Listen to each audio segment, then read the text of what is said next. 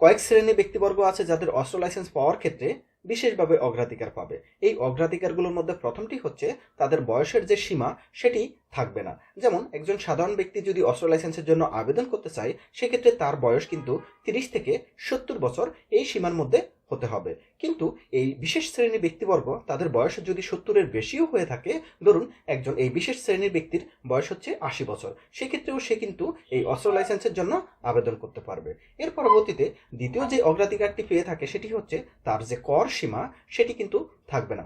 যেমন একজন সাধারণ ব্যক্তি কিন্তু যদি অস্ত্র লাইসেন্সের জন্য আবেদন করতে চায়, সেক্ষেত্রে সে যদি পিস্তল কিংবা রিভলভারের জন্য আবেদন করতে চায়, সেক্ষেত্রে পরপর 3 বছর তাকে কিন্তু আয়কর প্রদান করতে হবে, প্রত্যেক বছর 3 লক্ষ টাকা করে, এবং শটগানের জন্য পরপর 3 বছর 1 লক্ষ টাকা কিংবা তার অধিক কিন্তু আয়কর প্রদান করতে হবে। কিন্তু এই বিশেষ শ্রেণীর ব্যক্তিদের এই কর সীমা কিন্তু থাকবে না। সুতরাং এই দুটো বিশেষ সুবিধা কিন্তু তারা পাবে। একই সাথে তারা যদি অস্ত্র লাইসেন্সের জন্য আবেদন করে, সেক্ষেত্রে কিন্তু তাদের অস্ত্র লাইসেন্স পাওয়ার ক্ষেত্রে বিশেষভাবে বিবেচনা করা হবে। তাদের কিন্তু অস্ত্র লাইসেন্স না পাওয়ার সম্ভাবনা খুবই কম থাকে। তো চলুন দেখে নেই কোন কোন বিশেষ শ্রেণীর ব্যক্তিবর্গ যারা অস্ত্র লাইসেন্স পাওয়ার ক্ষেত্রে এই বিশেষ সুবিধা পেয়ে থাকে।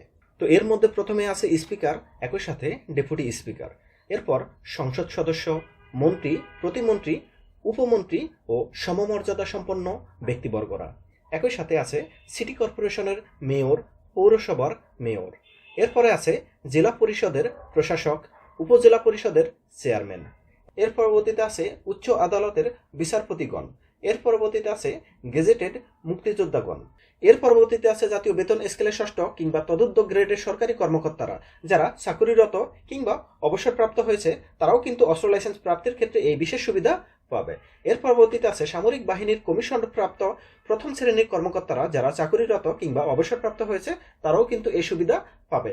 এর পরবর্তীতে আছে চলমান জাতীয় শুটার দলের সদস্যরা, তারাও কিন্তু এই সুবিধা পাবে। এর পরবর্তীতে শিল্প, সাহিত্য, সংস্কৃতি, ক্রীড়া, বিজ্ঞান, গবেষণা ইত্যাদি ক্ষেত্রে জাতীয় পর্যায়ে অবদানের স্বীকৃতিপ্রাপ্ত ব্যক্তিবর্গগণ কিন্তু এই অস্ত্র লাইসেন্স প্রাপ্তির ক্ষেত্রে বিশেষ সুবিধা পাবে।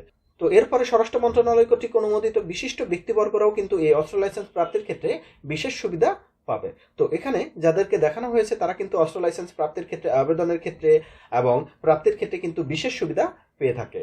তো এই বিষয় নিয়ে যদি আপনাদের আরো কোনো প্রশ্ন থাকে, সেক্ষেত্রে কমেন্টে আপনাদের প্রশ্নটি করবেন, আমরা অবশ্যই উত্তর দেওয়ার চেষ্টা করব। তো সবাইকে ধন্যবাদ, আল্লাহ হাফেজ।